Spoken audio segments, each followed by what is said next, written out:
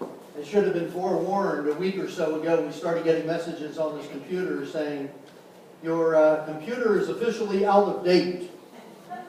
For those of you who keep up on technology, you'll know why when I tell you that it still uses Windows XP, which was what, 4 generations of Windows ago, and probably 10 years or better. So we will try to work through that in the next week or so and have it ready to go next week. The question that Jesus asked his disciples is an appropriate question for a couple reasons. Number one, it's appropriate because of where Jesus was located when he asked the question. Jesus was located in Caesarea Philippi, an area that was filled with multiple religions, multiple faiths, and plenty of people without any clue what they believed. The area of Caesarea Philippi, that was where there was actually practice of worship of Baal. You remember the story of Baal from the Old Testament. There were individuals that practiced the worship of Greek gods, Pan, in that specific area. The Syrian gods.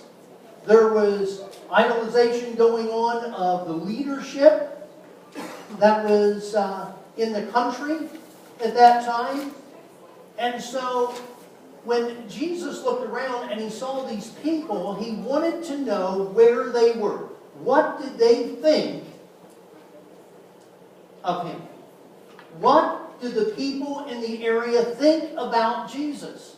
I mean, there's so many other things that they could have been worshiping, so many other deities as they were that were being worshipped in that area, and Jesus wanted to know what the people were saying about his ministry and what God was doing through him.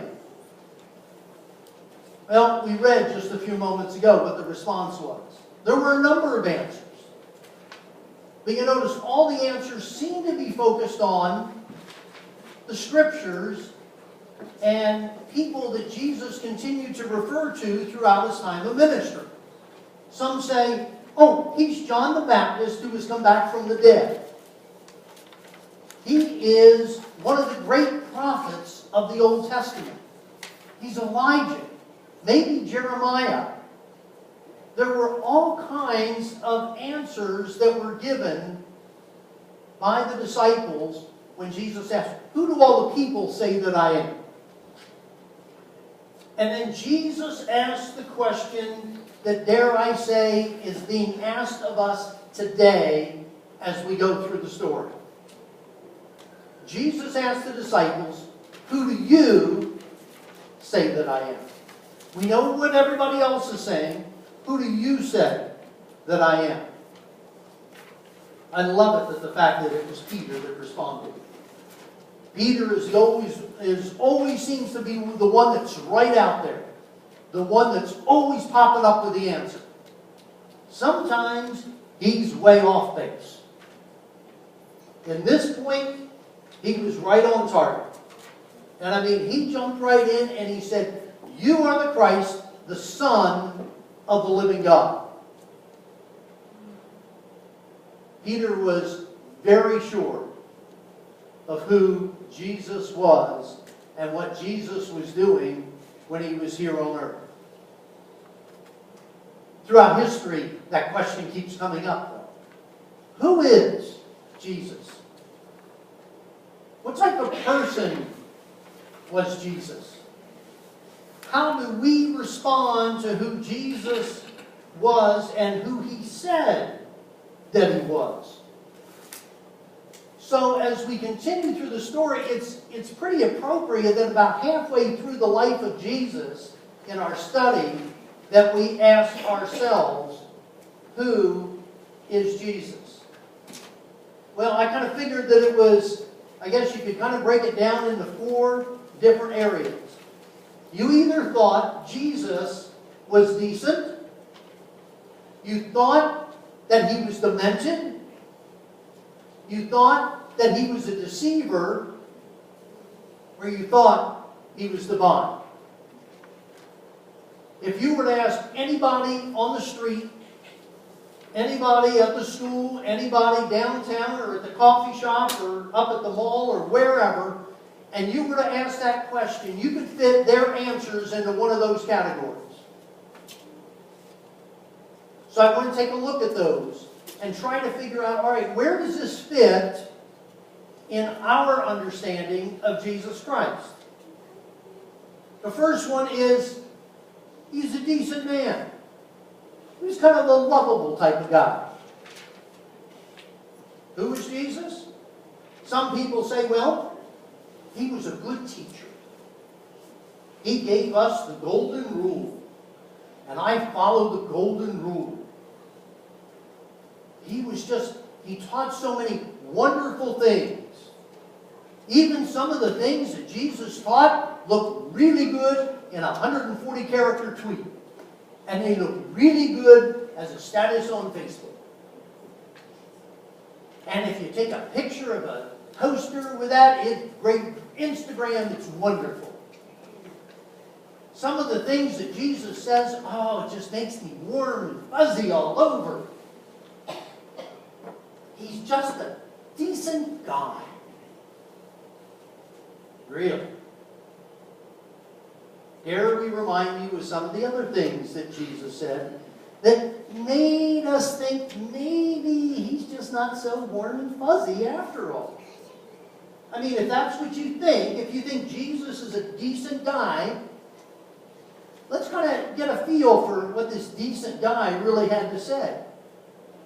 Go through the 4 accounts of the gospel text that we have.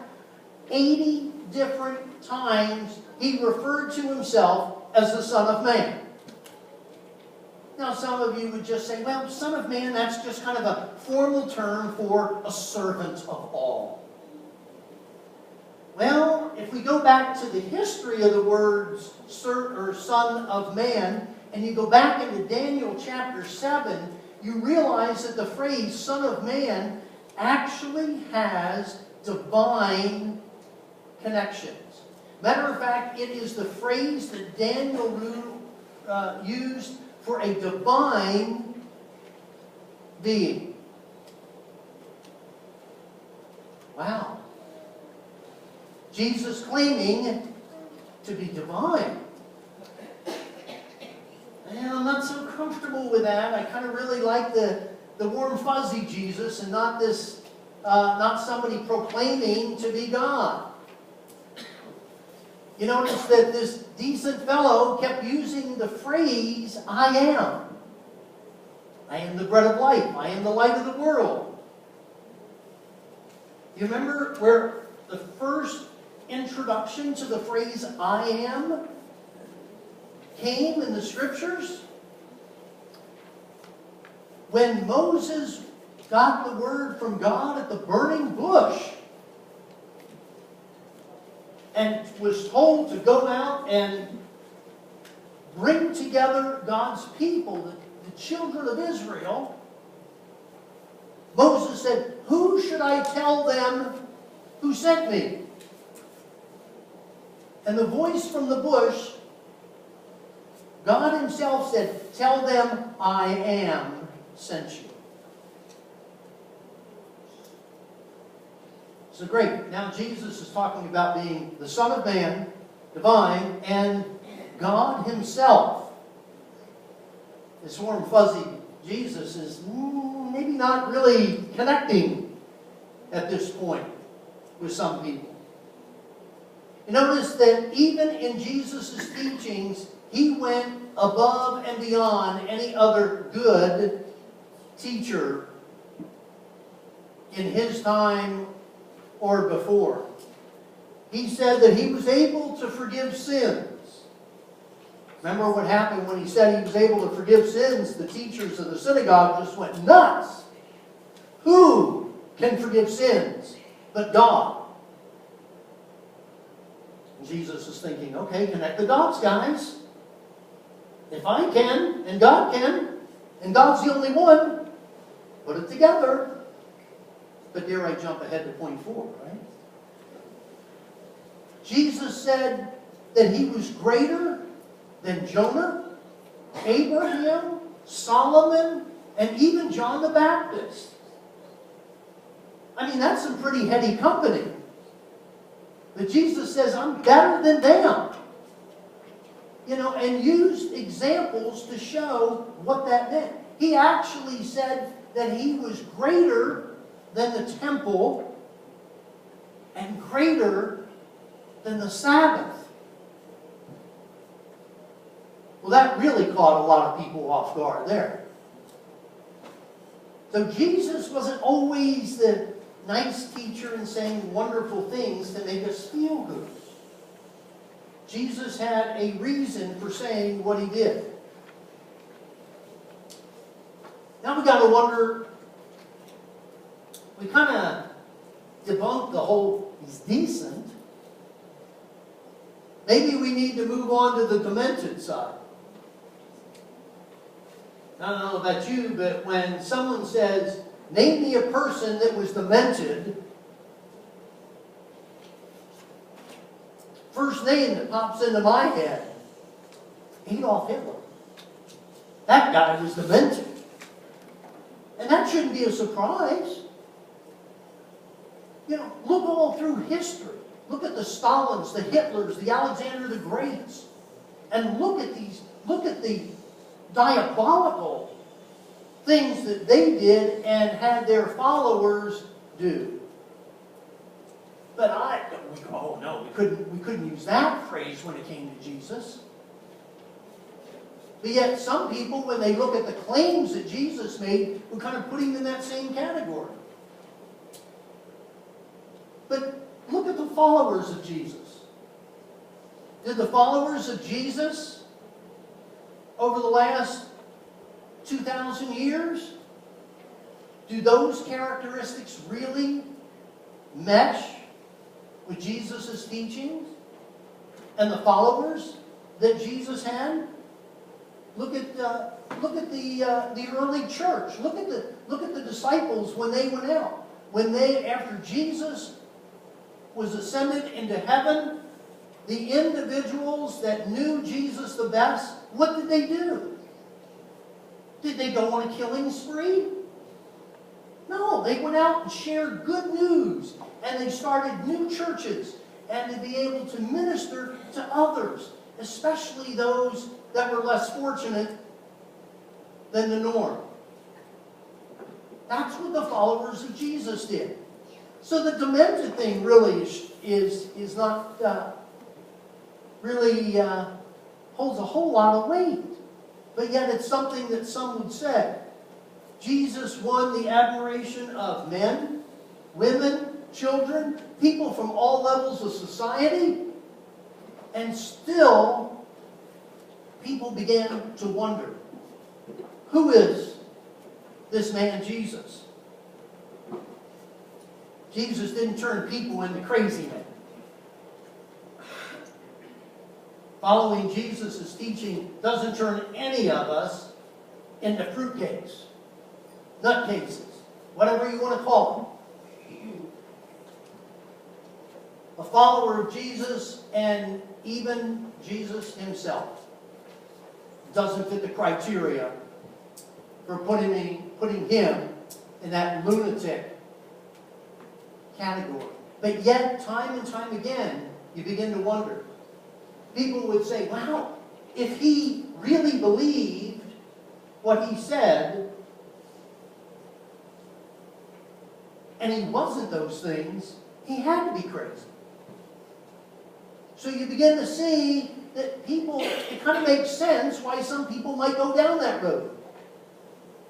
But we need to understand what Jesus was all about so that we can respond to that. The third thing that we have to wonder is whether or not Jesus was a deceiver. Deceiver is a nice word for a liar. Was Jesus a liar?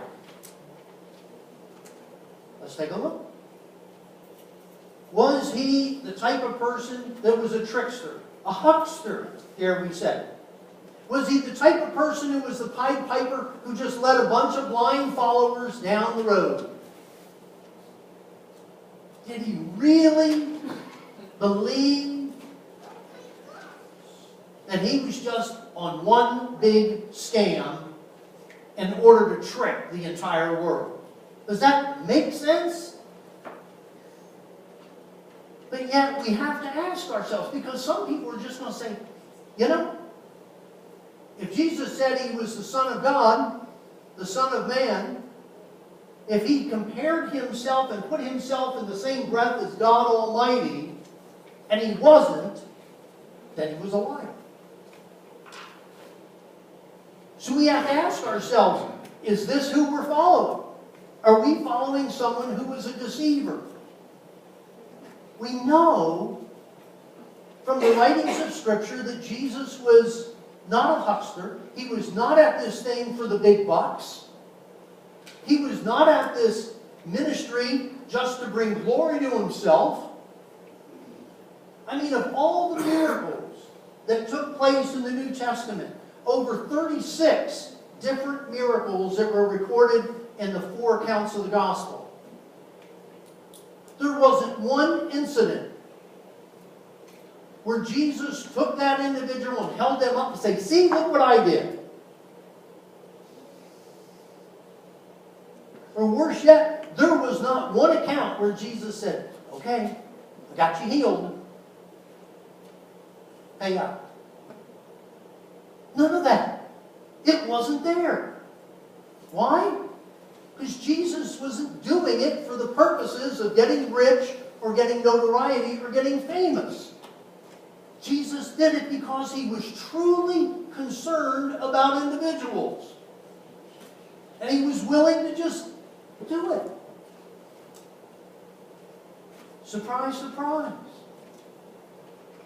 He was actually a historian in the early 2nd century, was writing an account, a historical account, and giving it to the emperor.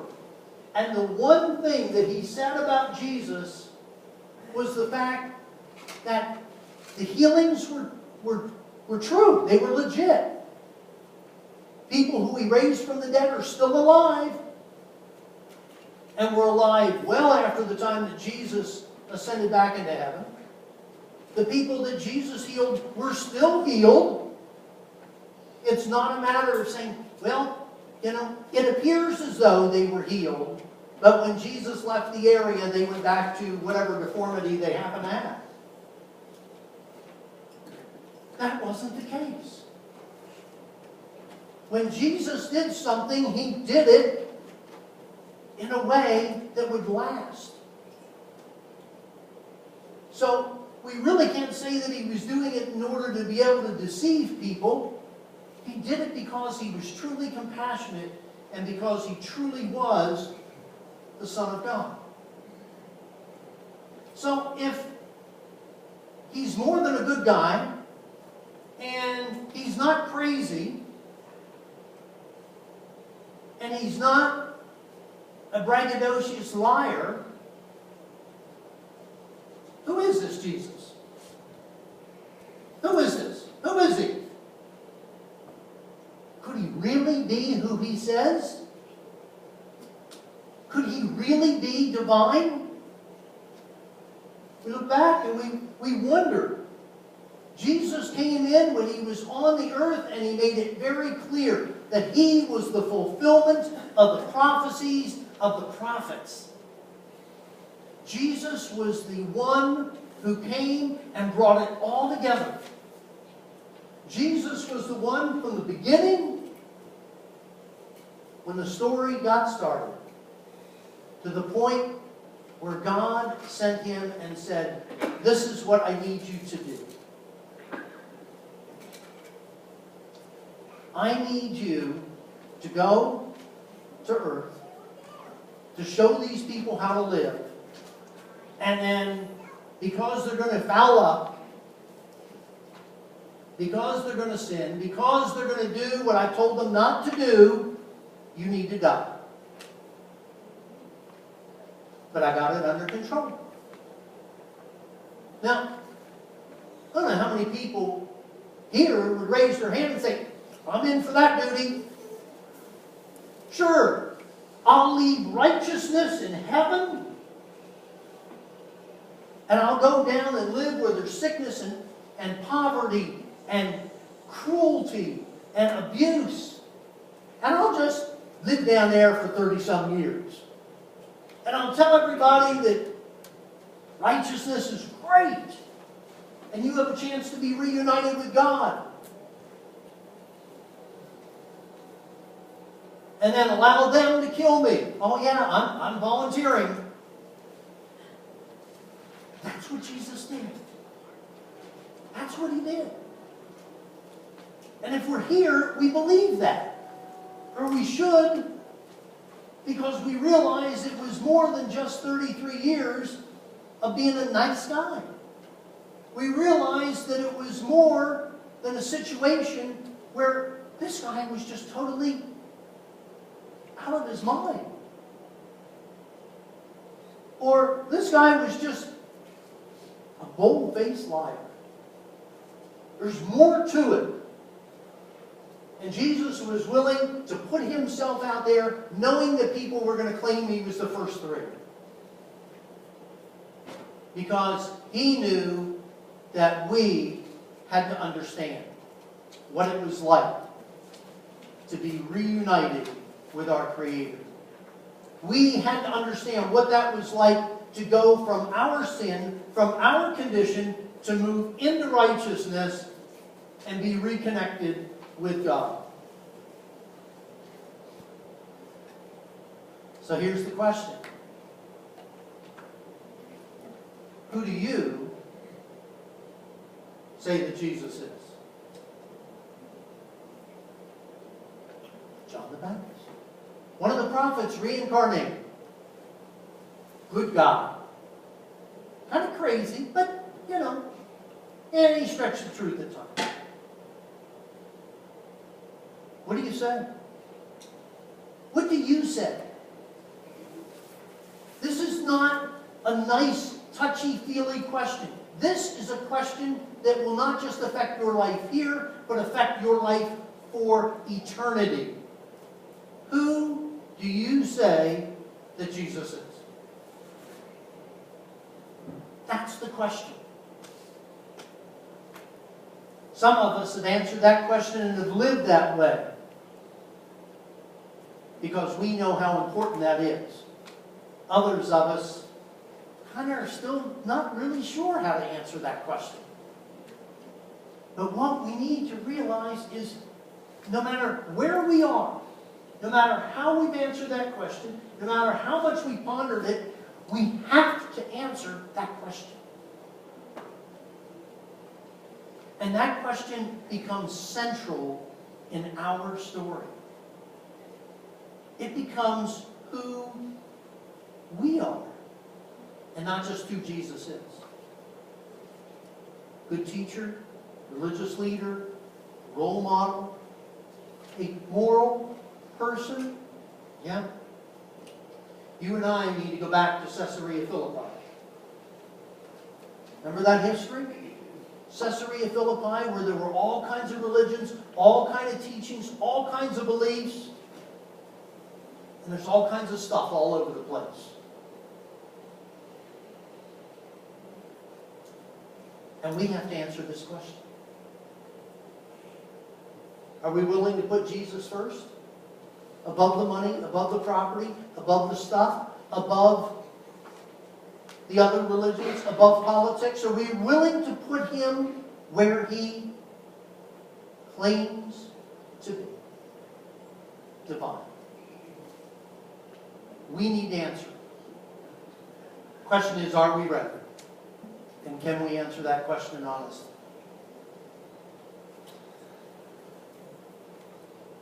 That's God's story. And it should be ours. Let us pray. Gracious God,